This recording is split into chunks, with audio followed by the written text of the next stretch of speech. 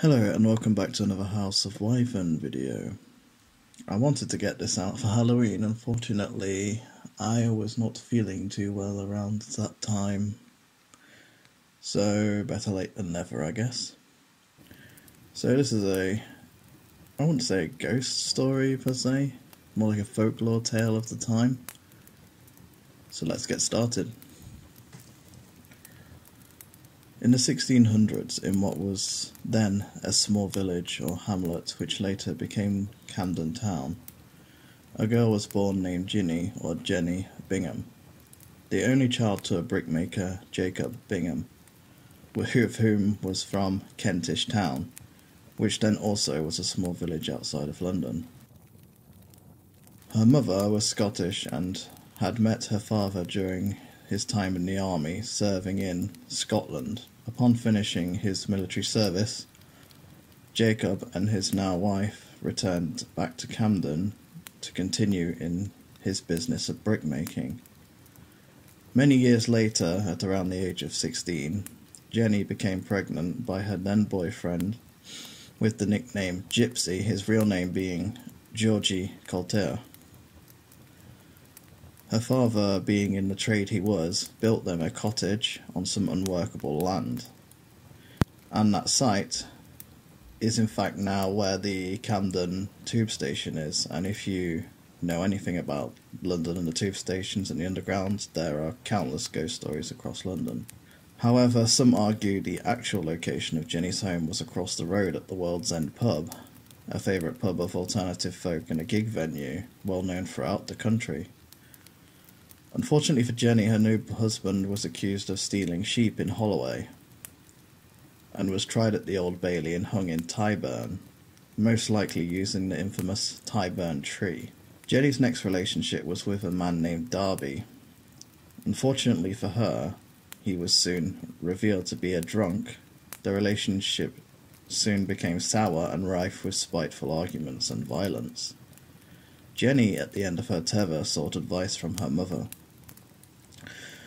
So basically, Darby disappeared shortly after the visit, and no investigation was made because, well, no body. Hell hath no fury like a Scotswoman scorned. But again, fortune was not on the side of poor Jenny, as her parents were accused of killing a young girl using witchcraft. And you know how this goes. They were acquitted and allowed to go free. Yeah. Of course not. They were found guilty and hung. After this, Jenny's next relationship was with a man named Pitcher, but once again this relationship turned sour and degraded into fighting and violence. This coupling did not last long, as you can imagine, because Pitcher's burnt remains were found inside Jenny's oven. And that's pretty sus if you ask me. Because there was a body this time, the authorities could do something about it, and during the trial, a friend of Jenny testified, and I quote, "Pitcher often hid inside the oven to escape Jenny's savage tongue, and he must have fallen asleep inside, and his roasting had merely been an accident." End quote. Anyway, the court was convinced of this, and she was allowed to go free. Naturally. Of course.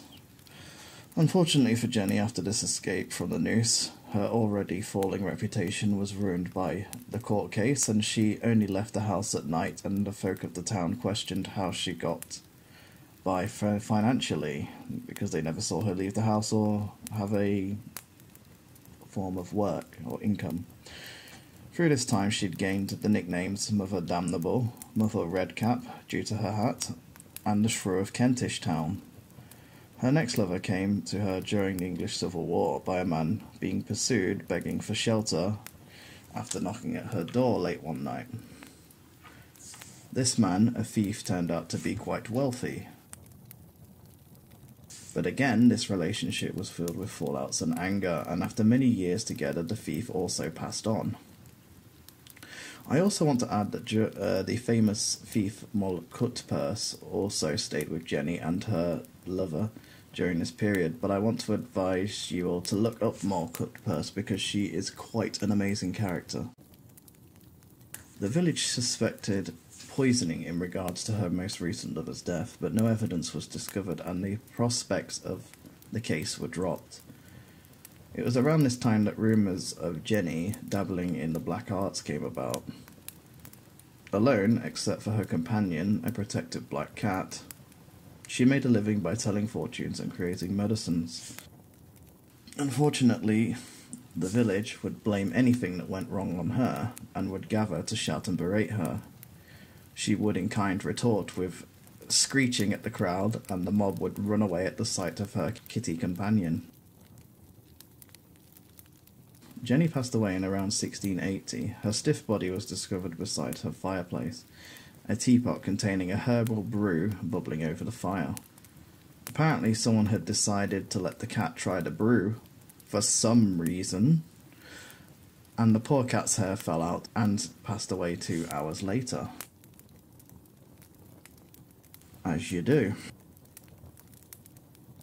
And that is the story of the Witch of Camden. And when you step off that tube train onto the platform and emerge from the station, take a look behind you or glance across the road to the world's end and spare a thought for poor Jenny Bingham and her cat. I hope you had a great Samhain, and I'll see you next time.